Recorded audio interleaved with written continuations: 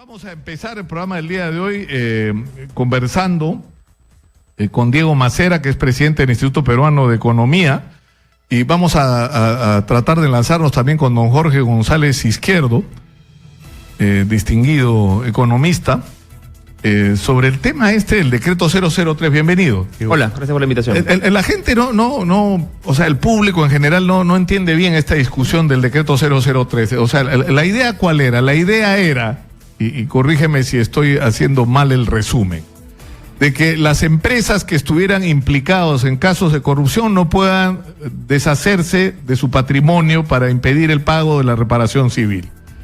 Y en segundo lugar, que no se detuviera la cadena de pagos, es decir, y que esto debía suponer que las obras debían seguir operando, ¿no? Y para lo cual había que establecer mecanismos según los cuales, en el caso que una empresa quisiera vender, tenía que cumplir requisitos que garantizaran que la obra continúe y que se preserve el interés del Estado a través de el bloqueo a cualquier sacada de capitales, ¿no es cierto? Se creó el fideicomiso. Ahora, lo cierto es que el decreto 003 no funcionó para nada, porque no alcanzaba a las consorciadas que han vendido todo, como hemos visto. Por acá me ha dejado Philly Bates la lista de todo lo que ha vendido Graña y Montero en los últimos meses, en plena vigencia el 003, porque no los alcanzaba. Y la venta de Chackia, que era la hidroeléctrica con la cual se pretendía reservar el 30%, ¿no es cierto?, para el fideicomiso del Estado, pagarle a los proveedores, ¿no es cierto?, y restablecer la cadena de pagos, simplemente nunca se realizó. O sea, esperando desde septiembre en la mesa del Ministerio de Justicia. Sí. Eso es más. Ahora, ¿qué es lo que se plantea? Un nuevo decreto que reemplace el 003, que ya venció su vigencia, aunque lo han prorrogado, entiendo, por 30 días. 30 días. La idea con el 003 era, como decías, impedir que las empresas que estuvieran involucradas en actos de corrupción pudieran vender sus activos y salir del país, y así evitar una reparación civil, ¿no? Reparación civil es como la multa que tienes que pagar por haberle hecho daño al Estado.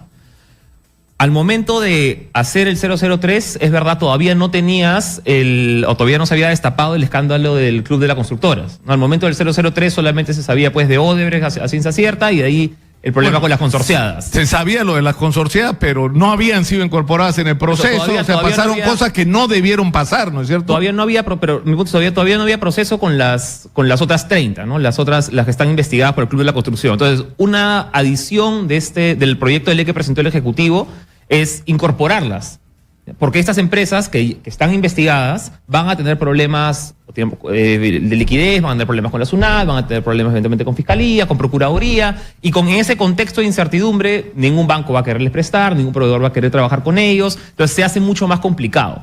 El 003 no incluía a estas investigadas porque en ese momento no había reventado todavía el tema del Club de la Construcción.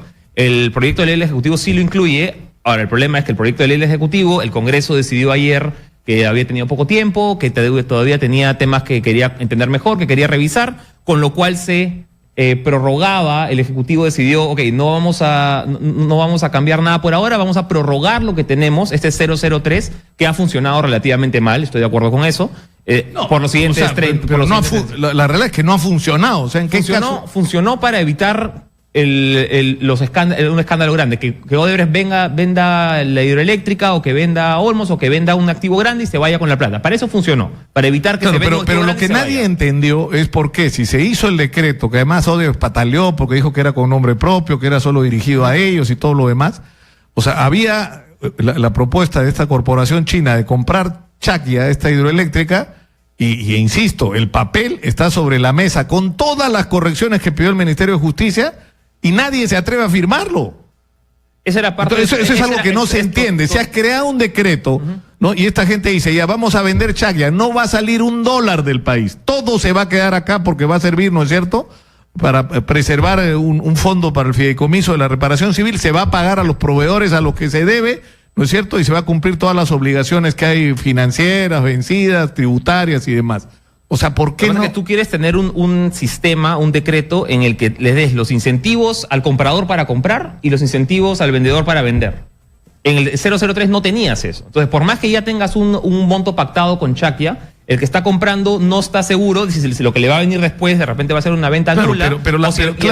O el vendedor no tiene ¿qué seguridad tiene ¿Para qué va a vender si no le va a caer? Claro, pero la sensación que uno tiene es que estamos en medio de un desmadre, ¿no es cierto?, donde va a haber montones de empresas involucradas en estos procesos, donde ya hay empresas involucradas y donde tú tienes la percepción de que no hay una política clara de cómo enfrentar una situación en la que, es decir, en primer lugar, las obras no se detengan y en segundo lugar, se preserve, o sea, y se mantenga la cadena de pagos, como se dice. Y en segundo lugar, se preserve el interés del Estado y se proteja el cobro de una reparación Totalmente civil. de acuerdo. Y en eso el Ahora, 003 yo no quisiera sabe. escuchar qué dice Jorge González Izquierdo sobre esto. Jorge, muy buenos días.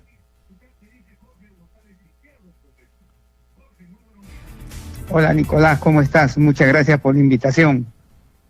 Queríamos saber cuál es tu opinión sobre esto del decreto 003, sobre el proyecto de ley que ha enviado el Ejecutivo al Congreso, sobre toda esta discusión de cómo hacer para que en medio de esta crisis de corrupción, ¿no es cierto?, de destape de corrupción, las obras involucradas en los casos de corrupción no se detengan y por el otro lado, como ya se ha señalado, se protege el interés del Estado por el cobro de una reparación civil. Sí, mira, ve, yo lo veo así. Hay que diferenciar entre la empresa como personalidad jurídica y los dueños de la empresa y sus trabajadores. Los actos de corrupción lo han cometido ciertos dueños de la empresa y ciertos trabajadores. Entonces, a los que hay que castigar claramente es a ellos. Pero no se puede castigar a la empresa, porque eso sería hacer pagar a justos por pecadores. No porque dentro de una empresa 3, 4 personas hayan cometido algún tipo de delito, tú le pones una cruz a la empresa como institución y vas a castigar a todo el resto de los trabajadores que están con la empresa y todos los que vienen detrás en una cadena de pagos que están trabajando con la empresa. Entonces yo creo que eso debe, Nicolás, quedar muy claro. A quien hay que castigar es a las personas, individuos, seres humanos que cometieron un delito. Claro, pero Jorge, Pero te interrumpo ahí si lo permites. Pero ¿qué Sí. ocurre, como en este caso, cuando los delitos que han cometido estas personas han tenido por objeto beneficiar a la empresa? No, o sea, pues, bueno, ahí no puedes evitarlo, el tercero civilmente responsable por lo menos. No, yo entiendo eso, pero conceptualmente yo digo a los que hay que castigar en el fondo es a los que se portaron mal. ¿Por qué? Porque mira, te pongo un extremo. Suponte tú que estos dueños de estas empresas hacen una nueva empresa con otra razón social y si tú le has cargado la puntería a la empresa, con una nueva empresa con otra razón social podrían escapar de eso. Entonces acá yo creo que a la empresa hay que darle viabilidad en el tiempo como institución para que con nuevos directivos, nuevos trabajadores, nuevos estamentos gerenciales, esa empresa pueda seguir trabajando y pueda seguir generando PBI, valor en la economía, y no producirse lo que estamos viendo, pues, de que a mucho pequeño y mediano empresario, de verdad, yo conozco algunos, que todos los días van a ver si les pagan su factura. Oye, no son grandes facturas, pero para ellos son facturas que son de vida o muerte y llevan meses diciéndoles no. Entonces hay que encontrar un justo equilibrio, creo yo, entre resguardar los intereses del Estado y también evitar, digamos, en la medida de lo posible, efectos secundarios indeseados. Pero ese es el marco, digamos. Lo cierto es que el decreto 003, que supuestamente iba en esa dirección, no sirvió. No, yo estoy de acuerdo con que el decreto 003, el decreto de urgencia 003 tenía que ser cambiado, eso no me cabe la menor duda, porque no surtió los efectos esperados y cometió errores. El proyecto de ley que ha presentado ahora el Ministerio de Economía y Finanzas, creo que es varios pasos adelante en la dirección correcta respecto al decreto de urgencia 003. Y ya tengo información que en la discusión de ayer, por lo menos el Ministerio de Economía y Finanzas, en la reunión de ayer, por lo menos aceptó sugerencias, creo que fueron en cuatro temas, sugerencias que le hicieron algunos congresistas, ¿no? Entonces hay la voluntad de que este proyecto de ley original que presentó el MEF sea, digamos, conversado, discutido, tratado con los miembros del Congreso a fin de que salga un proyecto, ya no un proyecto, sino salga claro, una ley. Pero el problema es que hay que tener cuidado, sí. Ahí hay que tener cuidado, Nicolás, de que al final, y en eso hay que pedirle cierta firmeza a la ministra de Economía, hay que tener cuidado que al final salga un monstruo de 10 cabezas, pues, como a veces ha pasado en... Claro, pero acá hay observaciones que se han hecho. Por ejemplo, en primer lugar, ¿por qué se establece que las empresas que tengan una participación de menos del 10% no están incluidas en el... O sea, no entiendo. No, o sea, eso no es así. Eso no es así. No es que la participación del 10%. Ese capítulo 1, es el subcapítulo 1 del artículo del 10%, eso agarra a todas las subempresas de Odebrecht, todas las que son parte de Odebrecht. El subcapítulo 2, que es el de las consorciadas, esa abarca a cualquiera que haya tenido algún tipo de participación en cualquier licitación, aún así sea 1% o sea 50%. Entonces, esa parte creo que hay que explicarla bien. Ya, y el otro tema de que se descuenta las obligaciones financieras y recién ahí se empiezan a hacer números. A ver, o sea, ¿por qué? O sea, por ejemplo, en el caso de Chaglia es una operación que tiene todo un proceso de financiamiento y de endeudamiento, ¿no es cierto? Y se supone que cuando tú compras la empresa, parte de las obligaciones que adquieres son esas obligaciones, no solo seguir operando la hidroeléctrica, ¿no es cierto?, sino cumplir las obligaciones financieras que has adquirido, porque es como que tienes que pagar antes, porque más o menos es lo que está estableciendo el decreto, ¿no? Eso es lo que no entiendo. O sea, lo que tienes en el decreto es que te dan un marco más o menos general de cómo es la valorización de la empresa al momento de la venta. Con eso llegas a un precio, y de ese precio la mitad se va para el fideicomiso y la mitad se va para el vendedor. Efectivamente. Entonces, con ese 50% ya estás haciendo una parte de lo que tendrías que usar para pagar la reparación civil. Pero el problema de las obligaciones financieras, el decreto lo que dice, Jorge, corrígeme si estoy mal, pero yo lo que he entendido de lo que he leído el decreto es que antes de hacer la cuenta, tú tienes que descontar todas las obligaciones financieras. No, lo que eso es una valorización de empresa regular. O sea, es una valorización de empresa. ¿Y a cuánto vale la empresa? 1.400 millones de dólares han dicho en el caso de Chaglia. Que es más o menos lo que debería valer. ¿Cuántas deudas tiene? Como haces regularmente cuando vendes una empresa. Si tienes una empresa que vale, pues, 1.000 soles, pero tienes deudas por 900 soles, al final el valor de la empresa va a ser 100. No es nada distinto de eso. Y de ese valor es el que se hace el cálculo. De ese valor, claro, porque de ese valor es lo que efectivamente te determina el valor neto de la empresa. De ese valor es que se hace el cálculo. Pero ¿por qué? Mira, Nicolás, ese tema que estás tocando tú, he escuchado yo a varios congresistas que salen a decir, oye, a los primeros que este proyecto de ley, a los primeros que buscan blindarlos o favorecerlos a los bancos.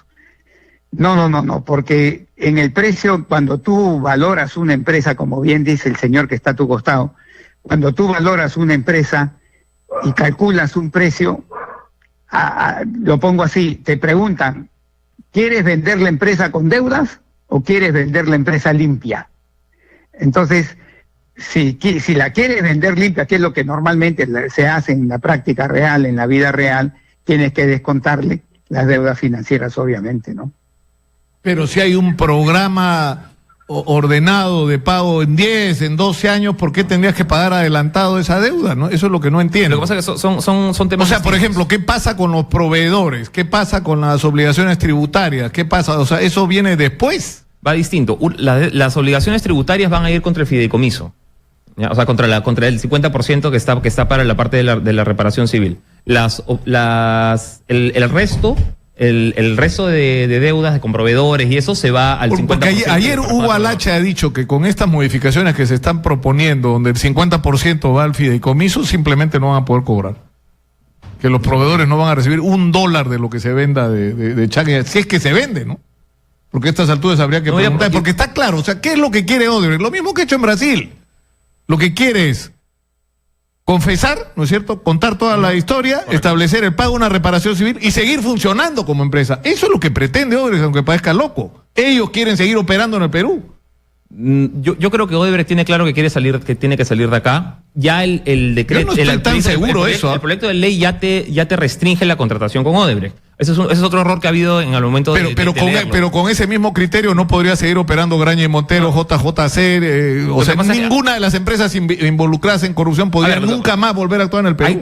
Hay tres niveles. Lo bueno del nuevo proyecto de ley es que te establece 3 categorías, a diferencia del DEU 003. El primer nivel, para las empresas que han confesado culpabilidad o que han sido halladas culpables. En este caso, por ahora, solamente Odebrecht. Ese tipo de empresas no puede contratar con el Estado, ¿ya? Y tiene la restricción del 50% de la venta y tiene todo esto que sabemos.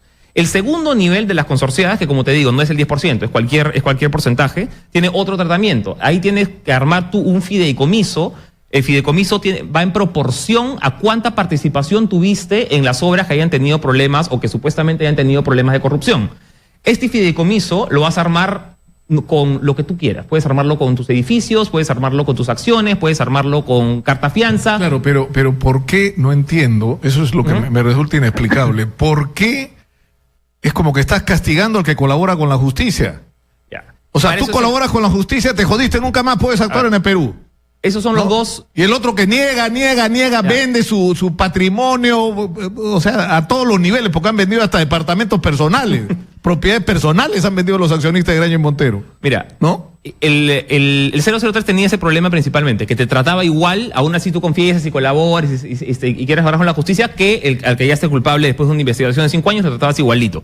La propuesta del Ejecutivo lo que quería hacer era, sobre todo para las que no han, para el Club de la Construcción, que son las 20 y pico más que están ahí, a esas darles alguna suerte de capacidad de negociación con Fiscalía para trabajar tu reparación civil a cambio de colaboración eficaz. Entonces, esa es la parte que va a ser, creo, igual políticamente delicada de trabajar, porque es cuánto vas a poder negociar de reparación, civil por ser colaborador eficaz y por entrar al proceso. Ahora, la gran mayoría de estas empresas, yo creo, querrían entrar a un tratamiento voluntario, porque recordemos, para Odebrecht no tiene escapatoria. Odebrecht tendría que entrar al capítulo 1.